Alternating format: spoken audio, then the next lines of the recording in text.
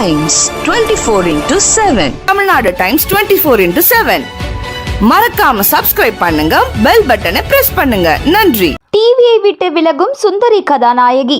Sun தொலைக்காட்சியில் முன்னணி நடிகையாக வலம் வரும் கேப்ரியலா தனது டிவி மற்றும் சினிமா வாழ்க்கையில் இருந்து விடைபெறுகிறார்.